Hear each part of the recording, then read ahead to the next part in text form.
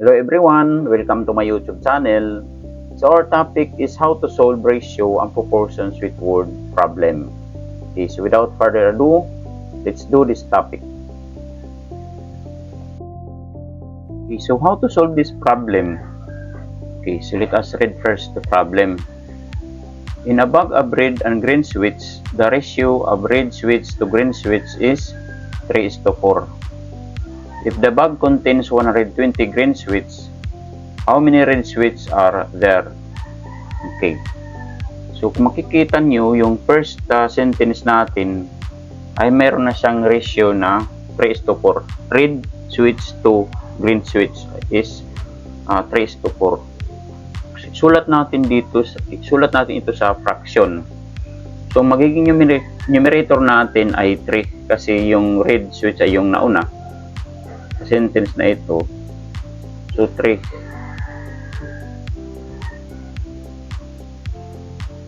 Fraction natin. So ang denominator natin dito ay green sweets. Okay. So sa pangalawang sentence, meron na siyang if the bag contains 120 na green sweets. So kung mapapansin nyo, sa unang fraction natin, yung denominator natin ay yung green sweets. So dito rin natin siya susulat sa denominator din siya dito sa pangalawang fraction 120. So ang red sweets, tinatanong kung how many, yun ay magiging variable natin. So yun ay magiging numerator natin dito sa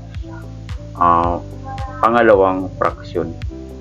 Okay, so ngayon paano natin mahanap kung ilan ang red sweets dito? Okay, we will just cross multiply. Multiply natin itong 4 dito sa x. It becomes now 4x. Then multiply natin itong 3 dito sa 120. So when we multiply 3 and 120, so it becomes 360. Then divide both sides by 4. Okay, then makakancel itong 4. So what is remaining is x. So when we divide 360 by 4, so it is equals to 90. Okay, so yun ang sagot natin.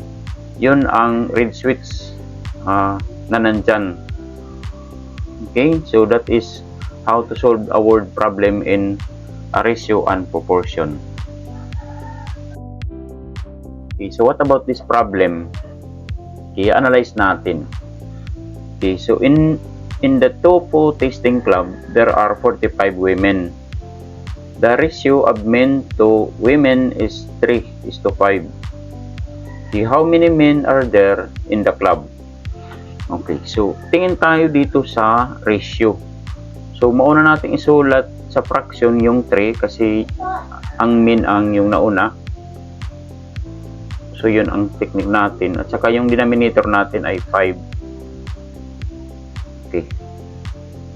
Sulat natin ng ayos. 5. Okay. Next, sa club ay mayroon siyang 45 na women. So, sa first fraction natin, yung denominator natin ay women. So, dito rin natin sa baba or sa denominator ilalagay yung 45. So, dito yung x natin, yung variable natin, yung hinahanap natin, kung ilan ba yung men sa club. Okay. So, paano ma-solve ang value ng x? Let us just multiply 5 to x. It becomes now 5x. Then, let us multiply 45 by 3. So it becomes 135. Then divide both sides by 5. So we can cancel this 5. So So, x na lang yung matitira. Then, divide 135 by 5, that is 27. So, yun ang mga lalaki. 27 ang nandoon sa club. Okay, so I hope na intindihan niyo kung paano mag-solve ng word problem sa ratio and proportion.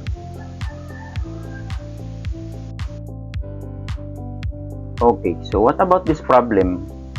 So, this is not anymore the word problem. So, madali lang siyang isolve ang value ng x. Okay, so ang pag-solve ng value ng x ay cross multiply lang natin itong dalawang fraction. So, 4 multiply natin sa x, it becomes now 4x.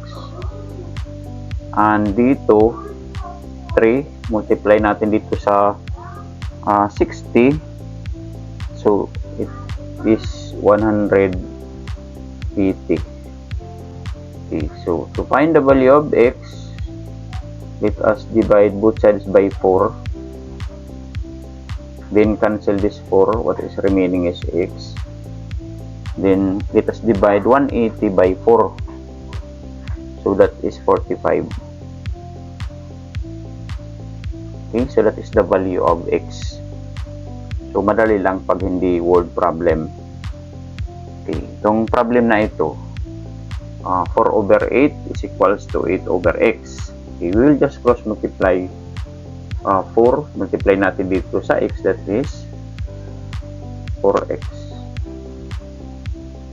Then, multiply natin ito 8 times 8, that is 64. Then, to find the value of x, we will just divide both sides by 4.